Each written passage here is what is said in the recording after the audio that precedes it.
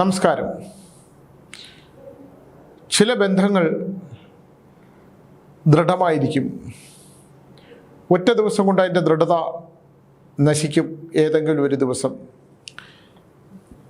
എല്ലാ ബന്ധങ്ങളെക്കുറിച്ചും ഞാനൊരു പഠനം നടത്തി. ജീവിതത്തിൽ എൻ്റെ ഓർമ്മയുള്ള കാലം മുതലുള്ള പഠനം.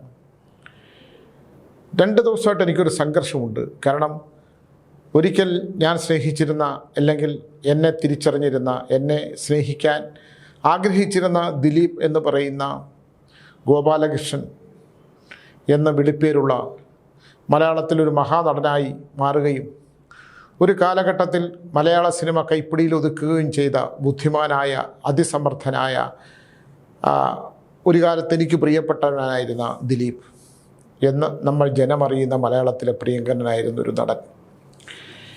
അദ്ദേഹത്തിന് ജീവിതത്തിൽ ഒരിക്കലും അഭിമുഖീകരിക്കാൻ ആഗ്രഹിക്കാത്ത, ഇല്ലെങ്കിൽ ഒരിക്കലും ദുസ്വപ്നത്തിൽ പോലും കടന്നു വരാത്ത ഒരു ദുർവിധി കടന്നു വന്നു.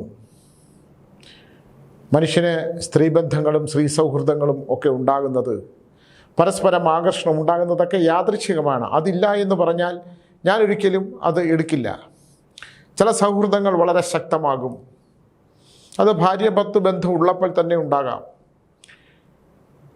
പുരുഷന് സ്ത്രീക്കും, സ്ത്രീക്ക് പുരുഷനും പൂർവ്വജന്മം അനുസരിച്ചുള്ള ആകർഷണത ഉണ്ടാകാം, ബന്ധങ്ങൾ ഉണ്ടാകാം. അത് നിലനിന്നേക്കാം, നിലനിൽക്കാതിരിക്കാം, ഇതൊക്കെ ചെയ്യാം, വേർപാടുകൾ സംഭവിക്കാം. അങ്ങനെയുള്ള നിരവധി ഒരുപാട് ഉദാഹരണങ്ങൾക്കും ഒരുപാട് അനുഭവങ്ങൾക്കും മുമ്പിലൂടെ നടന്നു പോകുന്ന, അല്ലെങ്കിൽ അതറിഞ്ഞു പോകുന്ന ഒരാളാണ് ഞാൻ. അതുകൊണ്ട് തന്നെ ഇത്തരം വിഷയങ്ങൾ ഞാൻ ഒരാളുടെ പക്ഷം ചേർന്ന് പറയില്ല. മനുഷ്യൻ്റെ വികാരങ്ങൾ, കാമക്രോധമോഹാദികൾ, മനുഷ്യനിൽ വന്ന് നിറഞ്ഞിരിക്കുന്ന അവൻ്റെ 114 ഗ്രാം മാത്രമുള്ള അവൻ്റെ തലച്ചോറുകളിൽ അവൻ എന്ത് ചിന്തിക്കണമെന്നും എന്തു പറയണമെന്നും നിമിഷങ്ങളും സെക്കൻഡുകളും എന്ന് പറയുന്നത് പോലും അവനിൽ ശബ്ദമായി, ആ ചിന്തകളെ ശബ്ദമായി പുറത്തേക്ക് കൊണ്ടുവരുന്ന, അവൻ്റെ നാവ് ചലിപ്പിക്കുന്ന, അവനെ ഓർമ്മിപ്പിക്കുന്ന, ഇതെല്ലാം നമ്മളെ ദൈവത്തിൻ്റെ ഒരു സൃഷ്ടിയാണ്. ഈശ്വരനില്ല എന്ന് പറയുന്ന ഒരു വിഭാഗം ആൾക്കാരെ മാറ്റി നിർത്തിക്കൊണ്ടും ഞാൻ ഇത്തരം വിഷയങ്ങൾ അവതരിപ്പിക്കുമ്പോൾ എൻ്റെ കമൻറ്റ് ബോക്സുകളിൽ വന്ന് വളരെ മോശകരമായിട്ടുള്ള പരാമർശങ്ങൾ നടത്തുന്നവരോടൊക്കെ എനിക്ക് പറയാനുള്ളത്, നിങ്ങൾ സ്വയം നിങ്ങളുടെ സൃഷ്ടിയെക്കുറിച്ചൊന്ന് ചിന്തിക്കൂ. നിങ്ങളെ സൃഷ്ടിച്ചവരെക്കുറിച്ച് ചിന്തിക്കൂ. നിങ്ങൾ അനുഭവിക്കുന്ന അവരുടെ പൂർവികമായിട്ടുള്ളതോ, അല്ലെങ്കിൽ നിങ്ങൾ അനുഭവിക്കുന്ന ഈ ഭൗതികമായിട്ടുള്ള ആ ചിന്താധാരകളിലൂടെ വന്നു ചേർന്നിട്ടുള്ള വന്നു ചേർന്നിരിക്കുന്ന എല്ലാ വസ്തുക്കളെക്കുറിച്ചും ചിന്തിക്കൂ. അങ്ങനെ ഒരു പ്രത്യേക അവസ്ഥയിൽ നമ്മളെല്ലാവരും ചിന്തിക്കേണ്ട ഒരു കാര്യമാണ്.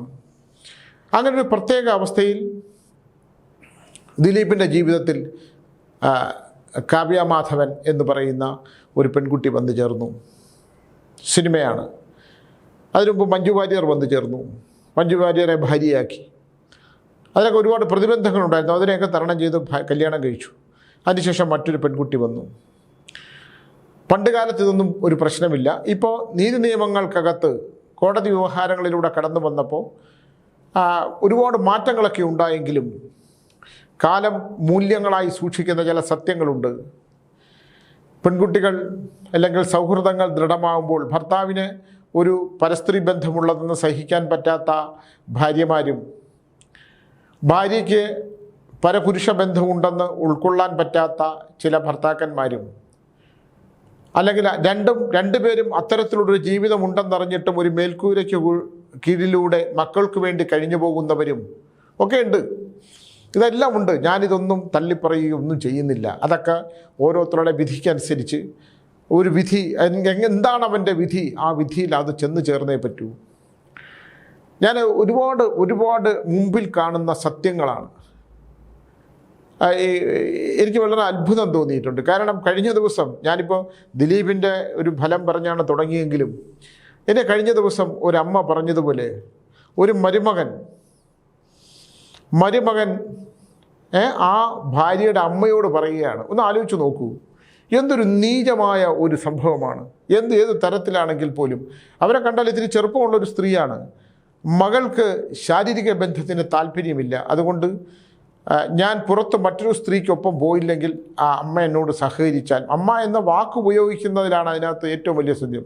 നിങ്ങൾ അപ്പോൾ അവർ ചോദിച്ചു, നിങ്ങളെൻ്റെ അമ്മയല്ലേ മോനെ എന്ന് ചോദിക്കുമ്പം, അല്ല നിങ്ങൾ സഹകരിച്ചാൽ മതി എന്ന് പറയുന്ന തരത്തിലുള്ള പുരുഷന്മാർ ഈ ഭൂമിയിലുണ്ട്. കാരണം അവർക്ക് സ്ത്രീകളെ സംബന്ധിച്ചിടത്തോളം ആ സ്ത്രീയുടെ ശരീരം അവരുടെ ശാരീരികമായിട്ടുള്ള ഒരവസ്ഥയ്ക്ക് വേണ്ടി മാത്രമുള്ളതാണ്. അതിനകത്തൊരു മനസ്സുണ്ടെന്നും തനിക്ക് ചുറ്റും മറ്റു ജീവജാലങ്ങളുണ്ടെന്നും ചിന്തിക്കുകയും ആ ചിന്തകളിലൂടെ ജീവിക്കുന്ന മനുഷ്യരൊക്കെയാണ്. ഇല്ലെങ്കിൽ പ്രകൃതിക്ക് പോലും നമ്മളൊരു പൂവിൻ്റെ അടുത്തേക്ക് ചെന്നാൽ ആ പൂവിൻ്റെ സുഗന്ധം നമ്മൾ ആസ്വദിക്കുന്നത് പോലെ സ്ത്രീകളുടെ അങ്ങനെ സുഗന്ധം മാത്രം എന്ന് പറഞ്ഞാൽ, സുഗന്ധം എന്ന് പറഞ്ഞാൽ അതിൻ്റെ ഭൗതികമായിട്ടുള്ള അർത്ഥത്തിൽ പറഞ്ഞാൽ എന്താണോ അവിടെ തനിക്ക് ആവശ്യമുള്ളത് അത് ആഗ്രഹിക്കുന്ന ഒരു പുരുഷനെ പോലെ അധപ്പതിച്ചു പോകുന്നല്ലോ എന്ന് പറഞ്ഞു. അവർ വളരെ വിഷമത്തോടുകൂടി എന്നോട് പറഞ്ഞു, മകൾക്ക് താല്പര്യമില്ലാത്തതുകൊണ്ട് മകളുടെ അമ്മയോടൊത്ത് തൻ്റെ കാമപൂർത്തിക്ക് പോകുന്ന ഒരു പുരുഷനെക്കുറിച്ച്. അതാ സമൂഹത്തിൽ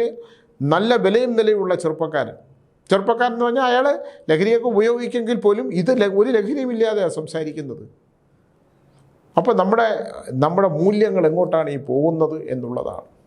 എങ്ങോട്ടാണ് ഈ മൂല്യങ്ങൾ പോകുന്നത്? നമ്മളൊക്കെ ഇപ്പോൾ സൗഹൃദമുള്ളവർ തമ്മിൽ സംസാരിക്കുന്നതിനകത്തൊന്നും യാതൊരു കുഴപ്പവുമില്ല. പക്ഷേ അപ്പുറത്ത് നിൽക്കുന്നത് ആരാണെന്ന് അറിയുന്നത് നല്ലതാണ്. നമുക്കെതിരെ നിൽക്കുന്നത് നമ്മുടെ ആഗ്രഹങ്ങളുടെ അതിർത്തി വരമ്പുകൾ ഏതാണ്, അങ്ങനെയൊക്കെ ഞാനതിലൊന്നും തെറ്റു പറയുന്നില്ല. പക്ഷേ ഇതൊക്കെ അതിഭീകരമായ തെറ്റാണ്. അത്തരത്തിൽ ദിലീപിന് ഞാനൊരു സംഭവം ഓർക്കുകയാണ്. ഞാൻ അനന്തഭദ്രത്തിൻ്റെ ഷൂട്ടിങ്ങിനിടയിൽ ഞാനും പിന്നെ കൊച്ചിൻ ഹനീഫയും കാവ്യ മാധവനും മറ്റേ ആരൊക്കെയുണ്ട്.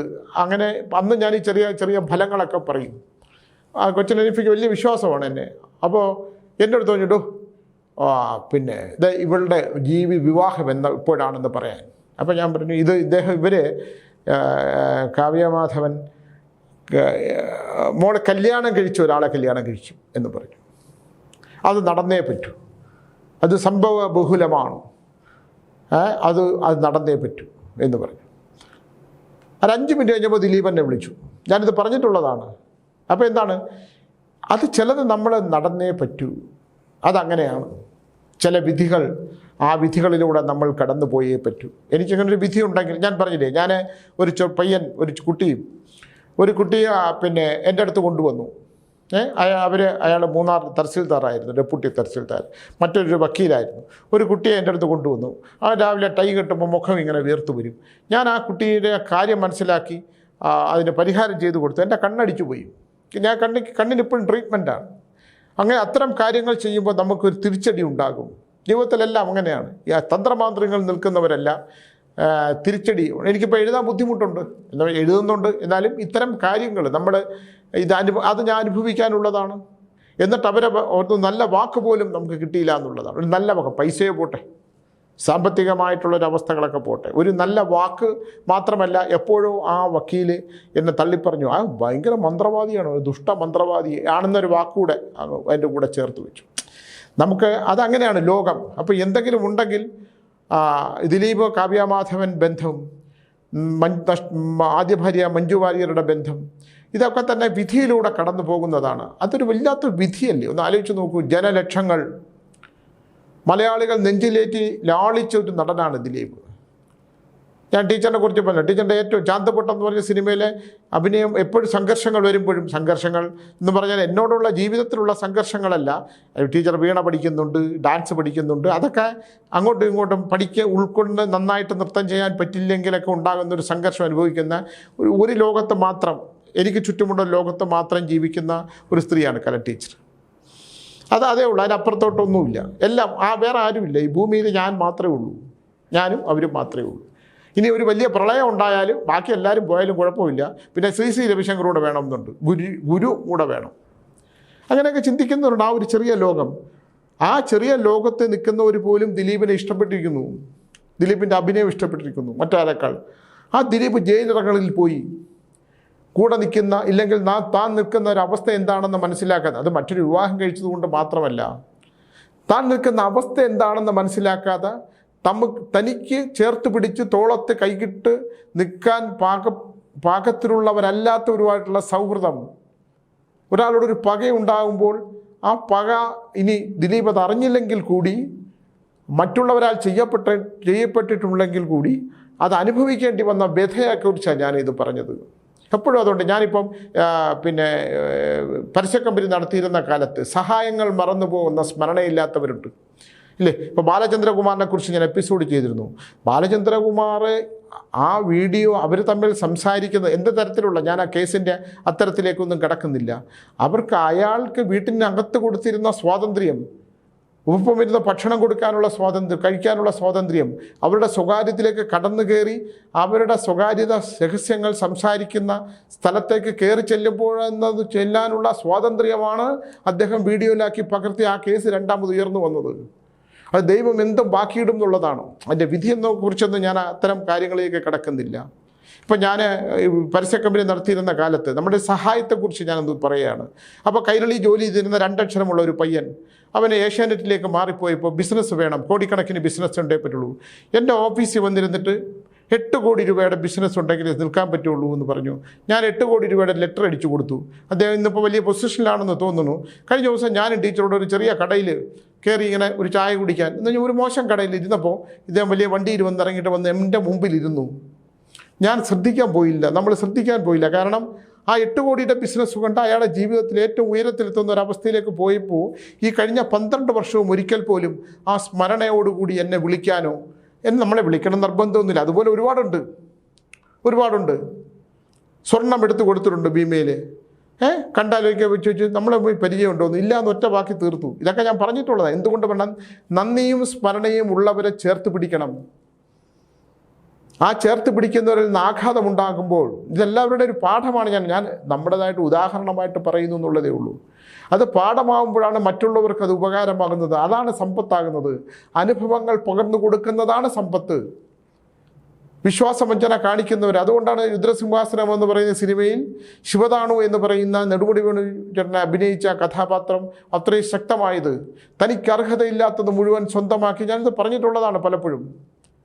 സ്വന്തം മകൻ പോലും അച്ഛൻ എൻ്റെ സ്വപ്നങ്ങളും കൂടെ എടുത്തുകൊണ്ട് ജീവിച്ചോളൂ എന്ന് നിന്നിട്ട് മകൻ തൂങ്ങി നിൽക്കുമ്പോൾ അതിൻ്റെ താഴെ ഇരുന്ന് യാതൊരു വികാരമില്ലാതെ മദ്യപിക്കുന്ന ആ ഒരു കഥാപാത്രമുണ്ട് അതിനകത്ത്. ശിവതാണു എന്നാണ്. ഈ ലോകത്ത് ഒരുപാട് ശിവതാണുമാരെ കണ്ടിട്ടുള്ള ആളാണ്. ഈ ജാരസന്ധതിയാണ് ഇയാൾ. അപ്പോൾ അമ്മിക്കല്ല് കൊണ്ട് അടിച്ചു കൊന്നിട്ട് പെരും മഴയത്ത് ഒരു ഉടുമുണ്ടും കടിച്ചു പിടിച്ചുകൊണ്ട് പുഴ നീന്തി കയറിയെന്നവനാണ് ഞാൻ. ആ പുഴ നീന്തിയിരിക്കുന്നപ്പോൾ എന്നോട് ചേർത്ത് പിടിച്ചവനാണ് ദേവൻ്റെ കഥാപാത്രം തമ്പുരാൻ.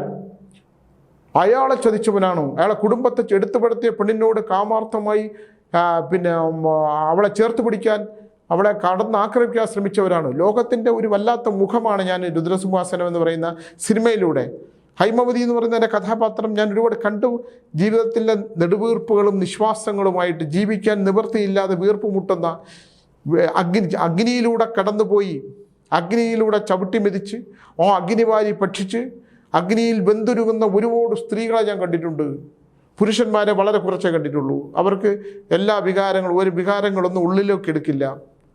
ഇഷ്ടം തോന്നുന്നു എന്ന് പറയുമ്പോൾ ആ ഇഷ്ടം തോന്നുന്ന ഇഷ്ടത്തെക്കുറിച്ചൊക്കെ നമ്മൾ ഒരുപാട് വ്യാഖ്യാനങ്ങളുണ്ട്. ഞാനിപ്പോൾ ഇന്നലെ മമ്മൂക്കയുടെ ഒരു സിനിമ കണ്ടു. അതിനകത്ത് സൈനൈഡ് കൊടുത്ത് പെൺകുട്ടികളെ കൊണ്ടുപോയി വശീകരിച്ച് ഹോട്ടൽ റൂമിൽ കൊണ്ടുപോയി അവരെ കൊല്ലുന്നതാണ്. എന്തിനാണ് അയാളെ കൊല്ലുന്നത് എന്നുള്ളൊരു ലേക്ക് കഥ കടന്നിട്ടില്ല. പക്ഷേ അത്തരത്തിൽ ആകർഷണം തോന്നിക്കുന്ന വിധത്തിൽ പുരുഷന്മാർ പെരുമാറുകയും ആകർഷണങ്ങൾ തോന്നുകയും ആ ആകർഷണങ്ങൾ പിന്നെ പകയായിട്ട് മാറുകയൊക്കെ ചെയ്യുന്നതാണ്. ആ സിനിമ നല്ലൊരു സിനിമയാണ്. ഞാൻ ഇന്നലെ അത് കണ്ടുകൊണ്ടിരിക്കാം. മമ്മൂട്ടിയുടെ ജീവിതത്തിലെ ഏറ്റവും പ്രധാനപ്പെട്ട വില്ലനായിട്ട് അഭിനയിക്കുന്ന ഒരു കഥാപാത്രമാണ്. ഒരു പ്രത്യേക മാനസിക ഒരു സൈക്കോപാത്താണ്. നമ്മളെല്ലാം തന്നെ ഒരു തരത്തിൽ അല്ലെങ്കിൽ മറ്റൊരു തരത്തിൽ ഈ സൈക്കോ ആയിട്ടുള്ള ഒരു ബന്ധം ഒരുമാതിരിപ്പെട്ട പുരുഷന്മാരിൽ ഞാൻ ഉൾപ്പെടെയുള്ളവരിൽ കണ്ടിട്ടുണ്ട്. ഇപ്പം തന്നെ എൻ്റെ ആശ്രമം നശിപ്പിച്ചവരോട് എനിക്ക് പകയുണ്ട്. ആ പക ഞാൻ എന്ത് ചെയ്തു?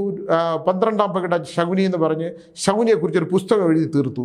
എന്നിട്ട് എനിക്ക് പക ബാക്കി നിൽക്കുന്നതുകൊണ്ടാണ് ഞാൻ കോടതിയിൽ അവരെ എല്ലാം വരുത്തുന്നത്. അവർ കോടതി വരാന്തയിൽ നിൽക്കുകയും പ്രതിക്കൂട്ടിൽ നിൽക്കുന്നത് കാണുമ്പോഴാണ്, അല്ലെങ്കിൽ അവർക്ക് പറയാനുള്ളത് പറയുമ്പോഴാണ് എനിക്ക് മനസ്സിന് തൃപ്തി കിട്ടുന്നത്. അതുകൊണ്ടാണ് ഞാൻ കോടതിയിൽ പോയത്.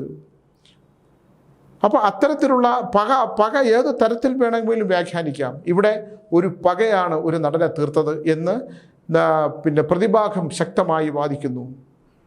തൻ്റെ രഹസ്യ ജീവിതം മറ്റൊരാൾ തൻ്റെ ഭാര്യയിലേക്ക് പകർന്നു കൊടുത്തപ്പോൾ തോന്നിയ പകയാണ്. ഇതാണ് പ്രോസിക്യൂഷൻ കേസ്. അതിന് അദ്ദേഹം ഒരിക്കലും ചേർത്ത് പിടിക്കാൻ പാടില്ലാത്തവരെ ചേർത്ത് പിടിച്ചപ്പോൾ, അല്ലെങ്കിൽ സാമ്പത്തിക നേട്ടത്തിന് വേണ്ടെങ്കിൽ ഇരിപ്പിടമുള്ളപ്പോൾ മാത്രം നമ്മുടെ മുമ്പിൽ ഓച്ചാനിച്ച് നിൽക്കുന്നവരെ കുറിച്ച് ഞാൻ പലതും പറഞ്ഞിട്ടുണ്ട്. എന്തായാലും നാളെ വിധിയാണ്. ആ വിധി എന്ന് പറയുന്നത് എനിക്ക് സംഘർഷമുണ്ട്, എനിക്കറിഞ്ഞൂടാ.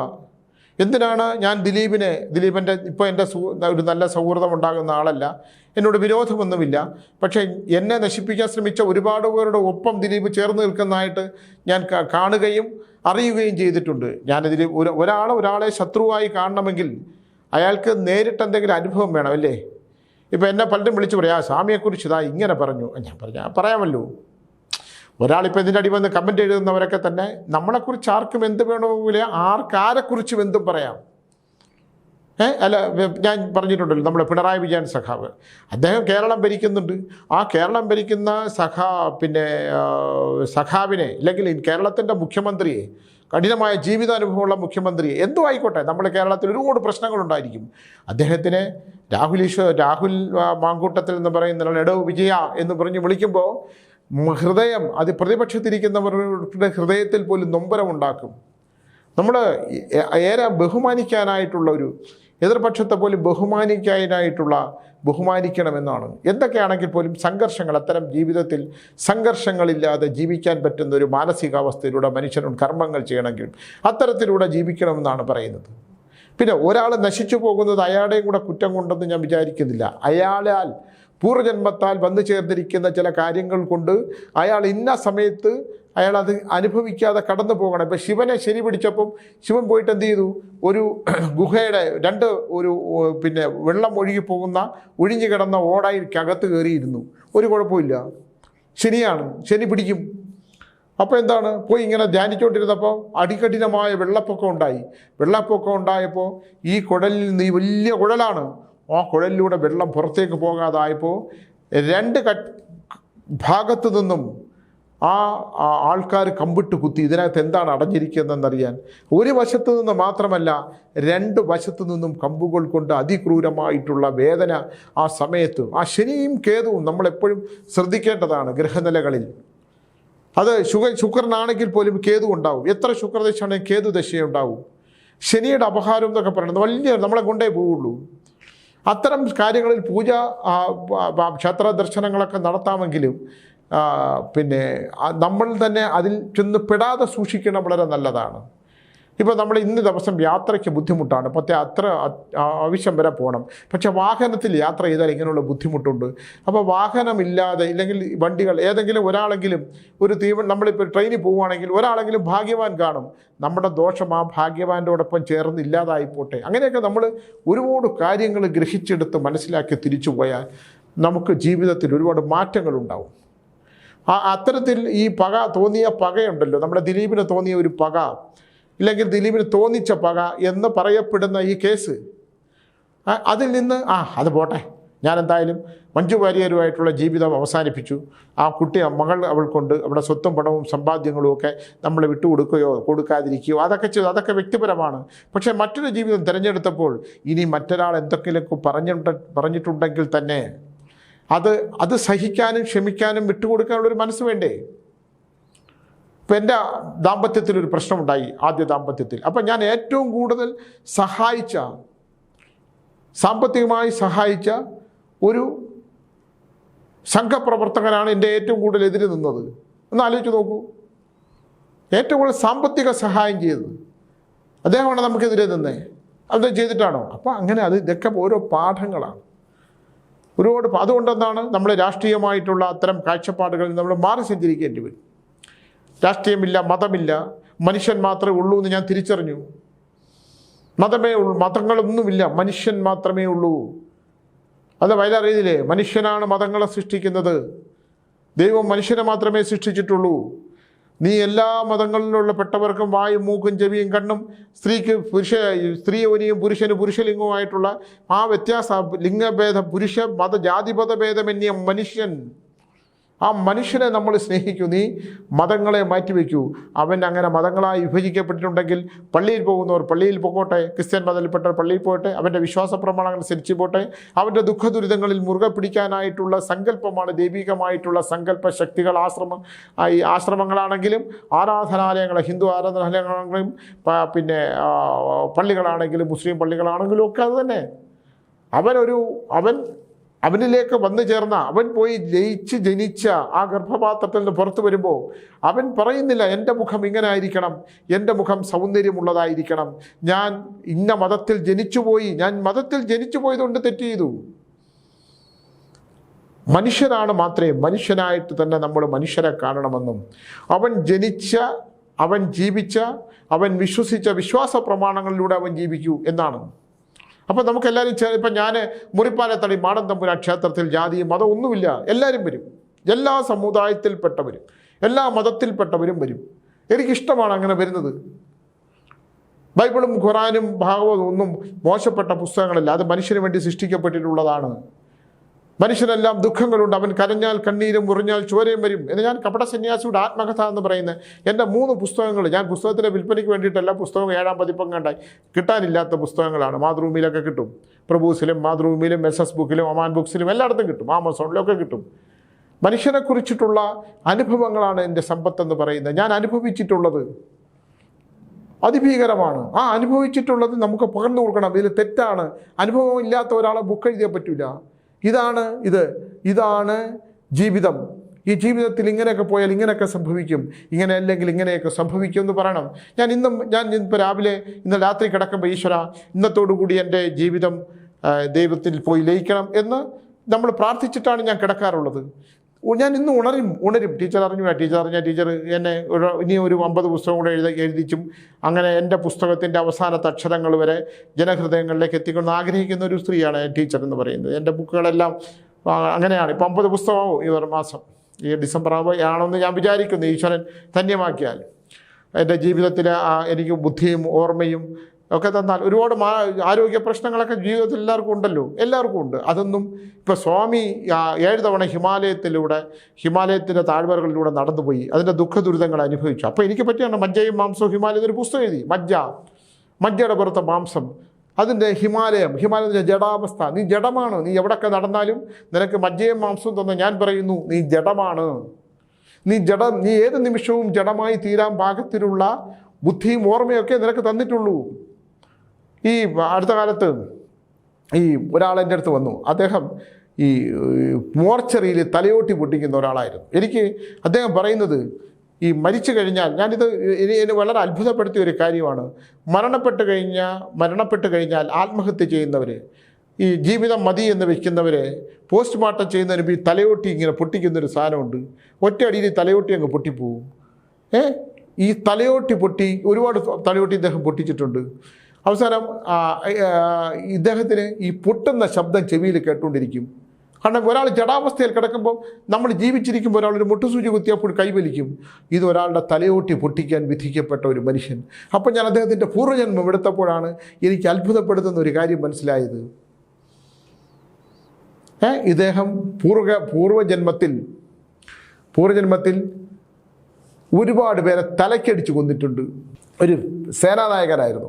ഈ സേനാനായകനായിരുന്നപ്പോൾ ഇദ്ദേഹത്തിൻ്റെ സ്പെഷ്യലൈസ് എന്ന് പറയുന്നത് ഏതോ ജന്മത്തിലാണ്, പൂർവ്വജന്മത്തിൽ ഏതോ ഒന്നിൽ യുദ്ധവീരൻ, ഈ തമ്പുരാൻ, നമ്മളിപ്പോൾ കൊട്ടാരങ്ങളുണ്ടല്ലോ പണ്ട്, ഏതോ നാട്ടുരാജാവിൽ ജനിച്ചതിൽ ഇദ്ദേഹം ആൾക്കാരെ തലയോട്ടിയിൽ അടിച്ച് പൊട്ടിക്കുമായിരുന്നു. ഈ ജന്മത്തിലേക്ക് വന്നപ്പോൾ അതും കിട്ടി. അപ്പോൾ ആ ശബ്ദം ഇതിങ്ങനെ പിന്തുടർന്നുകൊണ്ടേ വന്നുകൊണ്ടിരിക്കും. പൂർവ്വജന്മാർജിതമായിട്ടുള്ള ഇത്തരം വിഷയങ്ങൾ ഏതിൻ്റെ ഉണ്ട്, പുറമെ ഒരുപാട് കാര്യങ്ങളാണ് നമ്മൾ. അപ്പോൾ എന്തുകൊണ്ടാണ് ദിലീപിന് ഇങ്ങനെ സംഭവിച്ചത്? ഇദ്ദേഹത്തിൻ്റെ പൂർവ്വജന്മത്തിലെ ഏതോ ഒരു ദോഷം. ജഡ്ജി അമ്മാവൻ എന്ന് പറഞ്ഞ ഒരു അമ്പലമുണ്ട്, ജഡ്ജി അമ്മാവൻ്റെ അമ്പലം. അവിടെ കോടതിയിൽ നമ്മളിപ്പോൾ അവിടെ ചെന്ന് നേർച്ച പറഞ്ഞാൽ എന്തോ അവിടുത്തെ പരിഹാരക്രിയയൊക്കെ ചെയ്താൽ സന്ധ്യയ്ക്ക് അവിടുത്തെ അർച്ചന ഇതെല്ലാം കഴിഞ്ഞ് ദീപാരാധനയൊക്കെ കഴിഞ്ഞിട്ട് ഈ ജഡ്ജി അമ്മാവൻ്റെ നട തുറക്കും. ആ ജഡ്ജി അമ്മാവൻ്റെ നടയിൽ പോയിട്ട് കോടതി സംബന്ധമായിട്ടുള്ള കേസുകൾക്ക് അവിടെ എന്തോ ഒരു പൂജ വഹിച്ചാൽ വ്യത്യാസം വരും എന്നാണ്. ഞാനൊരു ദിവസം അവിടെ പോയിരുന്നു. ഞാൻ വരുന്ന വഴിയിൽ ഇവിടെ ജഡ്ജി അമ്മാവൻ്റെ അമ്പലം ഉണ്ടെന്ന് പറഞ്ഞു. ഞാൻ അവിടെ കയറി, ഞാൻ ടീച്ചറോട് അവിടെ കയറി. അവിടെ പരിചയമുള്ള ഒരുപാട് പേരുണ്ടായിരുന്നു, എന്നെ അവിടെ വെച്ച് കണ്ടു പരിചയമുള്ള. അപ്പോൾ ഞാനും പ്രാർത്ഥിച്ചു, എനിക്ക് കോടതി സംബന്ധമായിട്ടുള്ള എന്തെങ്കിലും കേസ് വരുവാണെങ്കിൽ എനിക്ക് അനുകൂലമായി വിധി ഉണ്ടാവണം. മനുഷ്യനല്ലേ, അപ്പോൾ അവിടുത്തെ ഒരാൾ പറഞ്ഞു ദിലീപ് അവിടെ സ്ഥിരമായിട്ട് പോകും, അദ്ദേഹം നീതിക്ക് വേണ്ടിയിട്ടായിരിക്കും പോകുന്നത്, ജഡ്ജി അമ്മാവൻ. അതിൻ്റെ പിന്നിലൊരു കഥയുണ്ട്. അപ്പോൾ ഇത്തരം ഈ ദിലീപിന് ഇത് സംഭവിച്ചു. ത്യാഗരാജ ഭാഗവതർ എന്ന് പറയുന്ന, ഞാൻ പണ്ട് വീഡിയോ ചെയ്തിട്ടുള്ളതാണ്, ത്യാഗരാജ ഭാഗവതർ പ്രശസ്തിയുടെ ഉന്നതിയിൽ നിൽക്കുമ്പോൾ ഇത്തരത്തിൽ അപഖ്യാതി പടർത്തുന്ന ഒരു വിഷയം, ഇതിനകത്ത് ഇവിടെ ഒരു സ്ത്രീ ആണെങ്കിൽ അതിലൊരു പത്രപ്രവർത്തകനായിരുന്നു, ഞാൻ പറഞ്ഞിട്ടുള്ളതാണ്. ആ പത്രപ്രവർത്തകനെ ഗുണ്ടകളെ വെച്ച് കൊല്ലുകയും അതിൽ പിടിക്കപ്പെടുകയും, അതങ്ങനെയാണ്, ആ ബ്രിട്ടീഷുകാരുടെ ഭരണകാലമാണ്, പിടിക്കപ്പെടുകയും എന്തൊക്കെ ചെയ്തിട്ടും ഉണ്ടായിരുന്ന സ്വത്തും പണവും സമ്പാദ്യവും എല്ലാം കോടതിക്ക് വേണ്ടി കൊടുത്തിട്ടും രക്ഷപ്പെടാൻ കഴിയാതെ അവസാനം കോടതിയിൽ എവിടെയൊക്കെയോ പോയിട്ട്, ബ്രിട്ടീഷ് കോടതികളിലൊക്കെ പോയി, 1948-49 കാലഘട്ടമാണെന്ന് തോന്നുന്നു. അവസാന കാലം ഞാൻ പറഞ്ഞിട്ടുള്ളതുപോലെ തിരിച്ച് വീട്ടിലേക്ക് വരുമ്പോൾ രോഗദുരിതങ്ങളും ഭീകരമായ പ്രമേഹത്തും കൊണ്ട് കൈകാലുകൾ മുറിച്ചു മാറ്റപ്പെട്ട് കിടക്കുകയും ചെയ്ത, ഒരു കാലത്ത് ജനം ആരാധനയോട് നോക്കി നിന്നിരുന്ന, അദ്ദേഹം വരുന്ന തീവണ്ടി സ്റ്റേഷനുകളിൽ കാത്തു നിന്നിരുന്ന മനുഷ്യർ പോയിട്ട് ഒരാൾ പോലും, ഒരു ഈച്ച പോലും തിരിഞ്ഞു നോക്കാൻ പറ്റാത്ത വിധത്തിലുള്ള ഒരു ദുരന്തം ഉണ്ടായതായിട്ട് ഞാൻ മുൻ വീഡിയോകളിൽ പറഞ്ഞിട്ടുണ്ട്. ഇതൊന്ന് പ്രധാനമായി പറയാനുള്ളൊരു കാരണം, നാളെ ദിലീപിൻ്റെ വിധി പറയുന്ന ദിവസമാണ്. അദ്ദേഹത്തിൻ്റെ ജീവിതത്തിൽ ഏറ്റവും നിർണായകമായ ഒരു ദിവസമാണ്. അതിൽ തെറ്റ് ചെയ്തിട്ടുണ്ടെങ്കിൽ ശിക്ഷയാണെങ്കിൽ പോലും അദ്ദേഹം വളരെ കാലം ജയിലിൽ കിടന്നു. ഇപ്പോൾ ശ്രീലേഖ IPS പിന്നെ അന്ന് ജയിൽ IG ആയിരുന്നപ്പോൾ അവർ പറഞ്ഞ ഒരു സ്റ്റേറ്റ്മെൻറ്റ് ഞാൻ കേട്ടു, തറയിൽ നിലത്ത് കിടക്കുകയായിരുന്നുവെന്നും ഇവർ പിടിച്ചെഴുന്നേൽപ്പിച്ചപ്പോൾ എഴുന്നേറ്റ് പോലും നിൽക്കാൻ വയ്യാതെ നിലത്ത് വീഴുകയായിരുന്നു എന്നൊക്കെ പറഞ്ഞു. അതൊക്കെ ദിലീപിനെ പോലെ ഒരാൾ എന്തൊക്കെ പറഞ്ഞാലും അയാളിൽ മനുഷ്യനുണ്ടെന്ന് ഞാൻ വളരെ മുമ്പും പറഞ്ഞിരുന്നു. ഒരുപാട് പേരെ സഹായിച്ചിട്ടുള്ളവരാണ്, സഹായിക്കാൻ മനസ്ഥിതിയുള്ളവരാണ്. ഞാൻ പറഞ്ഞില്ല, കൊച്ചിൻ അലിഫ് മരിച്ചപ്പോഴും അദ്ദേഹത്തിൻ്റെ ഭാര്യയൊക്കെ സംരക്ഷിക്കുകയും ഒരുപാട് സാധുക്കളെ സഹായിക്കുകയൊക്കെ ചെയ്ത മനുഷ്യനാണ്. അദ്ദേഹത്തിൻ്റെ ചെയ്തു പോയ ഒരു തെറ്റുണ്ടെങ്കിൽ ആ തെറ്റിനുള്ള ശിക്ഷ അനുഭവിച്ചു കഴിഞ്ഞു എന്നും, ഇനി എന്തെങ്കിലും കാരണങ്ങൾ കൊണ്ട്, പൂർവ്വജന്മ ദുരിതങ്ങൾ കൊണ്ട് അത്തരം ദുരിതങ്ങളും ആ ദുരിതങ്ങളുടെ ഏറ്റവും ഭീകരമായ ഒരു വിധി, ആ വിധി എന്തർത്ഥത്തിലാണെങ്കിലും അദ്ദേഹത്തിന് സമാധാനവും ശാന്തിയും, അദ്ദേഹത്തിൻ്റെ കുടുംബത്തിന് ദോഷം വരാതെയുള്ള കർമ്മങ്ങളും, ഇതെല്ലാം ബാക്കിയൊക്കെ ഞാൻ മാറ്റിവെച്ചിട്ട് പറയുവാണ്. അത് അനുഭവിച്ച് കഴിഞ്ഞു ദിലീപ്. അത് തെറ്റ് ചെയ്താലില്ലെങ്കിലും ആ ജയിൽ ശിക്ഷയോടുകൂടി, ആ പീഡനങ്ങളോടുകൂടി ഉണ്ടാക്കിയ സമ്പത്തൊക്കെ എത്രയോ ലക്ഷങ്ങൾ കോടികൾ കേസിന് വേണ്ടി പറഞ്ഞു കൊടുക്കുകയൊക്കെ ചെയ്ത ദിലീപിന് ആ തെറ്റ് ചെയ്തിട്ടുണ്ടെങ്കിൽ അതൊരു ശിക്ഷയായിട്ട് പരിഗണിക്കട്ടെ എന്ന് പറഞ്ഞുകൊണ്ട് നിർത്തുന്നു. എല്ലാവരും നല്ല വഴികളിലൂടെ സഞ്ചരിക്കണമെന്നും, നമുക്ക് പകയും വിദ്വേഷവും ഒക്കെ തന്നെ നമ്മളെ നശിപ്പിക്കുകയും നമ്മുടെ കോശങ്ങളെ നശിപ്പിക്കുകയും 7000 കോടി നാഗങ്ങളും 72,000 നാഡീഞരമ്പുള്ള നമ്മുടെ കോശങ്ങളെ ഇല്ലാതാക്കുകയും ചെയ്യുമെന്ന്, അതുകൊണ്ട് അത്തരം സർപ്പമന്ത്രങ്ങളൊക്കെ ജപിച്ച് ആരാധനയൊക്കെ നടത്തി ദൈവമന്ത്രം എന്ന സങ്കല്പത്തെ മുറുകെ പിടിച്ചുകൊണ്ട് മുമ്പിലോട്ട് പോകണമെന്ന് പറഞ്ഞുകൊണ്ട് നിർത്തുന്നു. നമസ്കാരം.